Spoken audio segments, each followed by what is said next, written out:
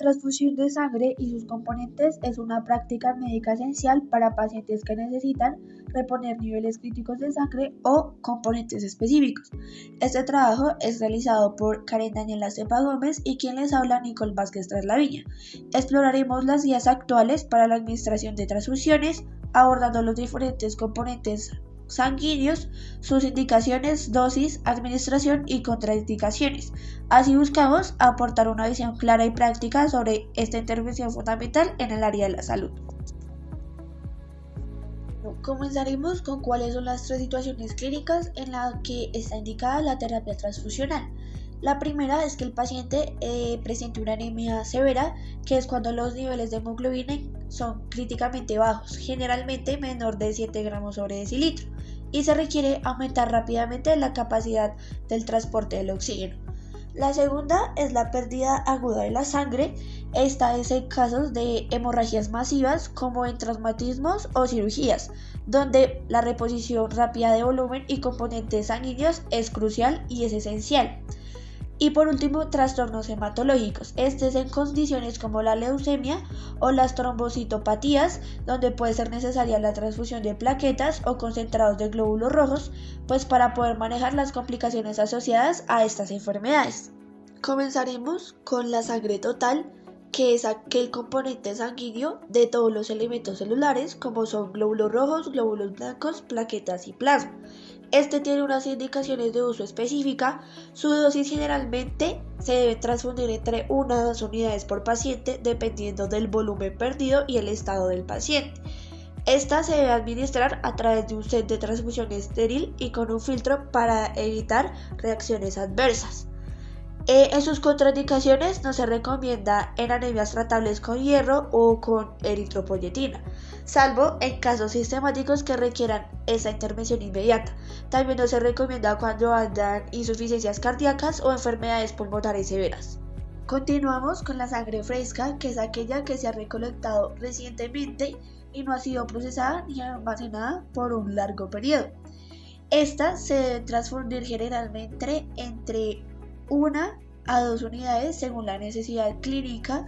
Debe administrarse dentro de las primeras 24 horas después de su recolección, y cuanto a sus contraindicaciones, no debe usarse en pacientes con anemias tratables o en condiciones donde los componentes específicos son más apropiados. Ahora hablaremos de los concentrados de glóbulos rojos. Estos son glóbulos rojos separados del plasma y de otros componentes sanguíneos, concentrando así la hemoglobina. La dosis usualmente se debe transfundir 1 unidad por vez. Puede ser necesario repetir según los niveles de la hemoglobina. Se recomienda transfundir 1 unidad por cada 10 kilogramos del peso corporal del paciente. Esta se debe administrar mediante un set estéril y se puede usar el filtro para prevenir reacciones adversas. En cuanto a las contraindicaciones, no se debe administrar a pacientes con anemia hemolítica autoinmune sin una evaluación previa o una evaluación adecuada. Continuamos con glóbulos rojos pobres en leucocitos, que son concentrados de glóbulos rojos que han sido tratados para reducir el contenido leucocitario, minimizando el riesgo de reacciones febril no hemolítica. Sus indicaciones de uso: la dosis es igual a los concentrados de los glóbulos rojos, que como se sabe, usualmente se transfunde 1 unidad por vez. La administración se transfunde usando un set estéril adecuado, y en cuanto a sus contraindicaciones, no se recomienda en pacientes con antecedentes de reacciones alérgicas a las transfusiones. No se deben usar si no hay el riesgo de reacciones febril o hemolítica. Continuando con qué son plaquetas de varios donantes, iniciamos con una definición. Son plaquetas recolectadas de múltiples donantes mediante aféresis. ¿Qué es la aféresis? Se entiende como el proceso en el que se separa un volumen de sangre o plasma para eliminar o manipular ciertos componentes sanguíneos, devolviéndole así el resto al paciente, por ende a su torrente sanguíneo.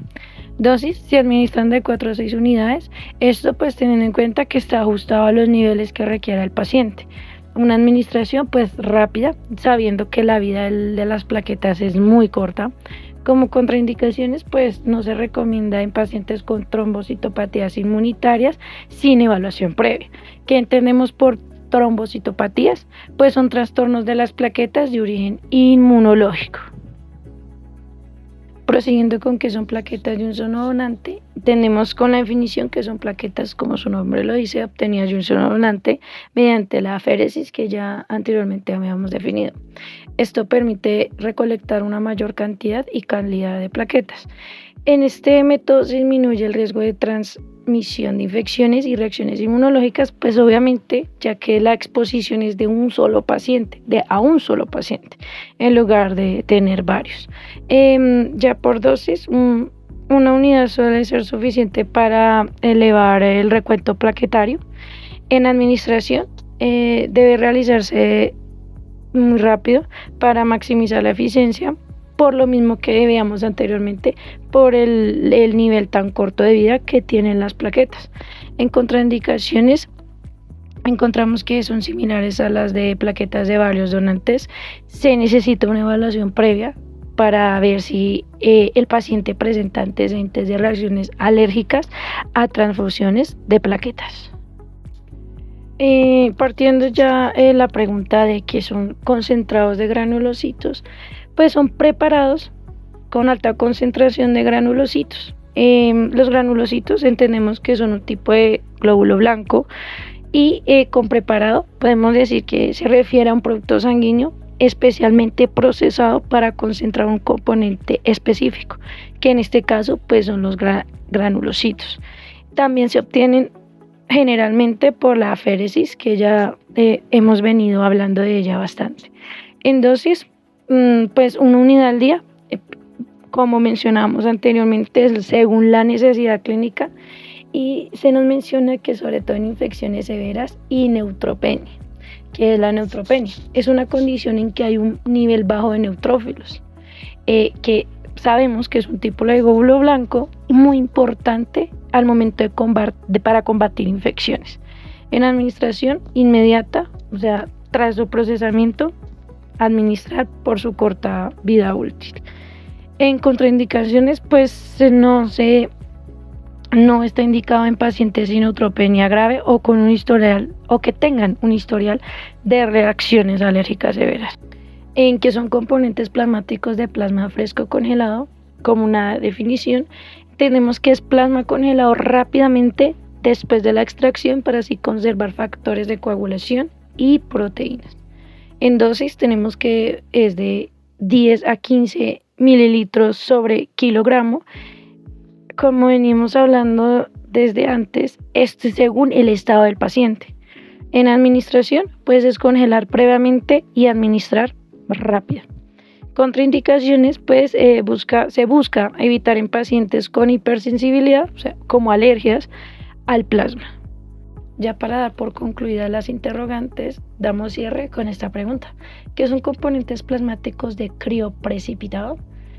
Como definición, podemos decir que el crioprecipitado es la fracción de plasma rica en fibrinógeno y otros factores de coagulación esenciales. Está obtenida mediante la descongelación, que ya habíamos mencionado anteriormente, una descongelación controlada del plasma fresco congelado. Este componente es especialmente útil en pacientes con deficiencias de fibrinógeno o trastornos de la coagulación que requieren niveles altos de estos factores para evitar o controlar hemorragias. Aquí me gustaría dejar claro que el fibrinógeno es una proteína crucial para la coagulación. Por eso el crioprecipitado es tan rico en este factor. Como dosis tenemos de 5 a 10 unidades, que vuelvo a recalcar, como he venido haciendo en todas las preguntas, esto según las necesidades del paciente. Es ideal para elevar los niveles de fibrinógeno, que ya mencioné es una proteína crucial, y otros factores críticos en situaciones de sangrado. En administración, pues se recomienda que sea una administración lenta y dentro de las 6 horas posteriores a su preparación, para así asegurar la efectividad y seguridad. ¿Por qué es importante que la administración sea lenta? Esto es para evitar sobrecargar el sistema circulatorio del paciente y así pues reducir el riesgo de reacciones adversas. Además, tengamos en cuenta que el crioprecipitado tiene una vida útil corta y pues bueno, es importante que se administre en este plazo para así preservar su contenido para que los factores de coagulación estén en su máxima potencia. En contraindicaciones, pues simplemente evitar en pacientes con hipersensibilidad a estos componentes. Así damos por concluida nuestra exposición. Muchas gracias por su atención. Estas fueron las fuentes bibliográficas buscadas y empleadas para el desarrollo de esta exposición. Quien les habla y quien vino cerrando a partir de la pregunta 6 hasta la 10 fue Karen Estepa. Entonces, muchísimas gracias por nuevamente su atención y esperamos que esta exposición, este desarrollo haya sido de su agrado.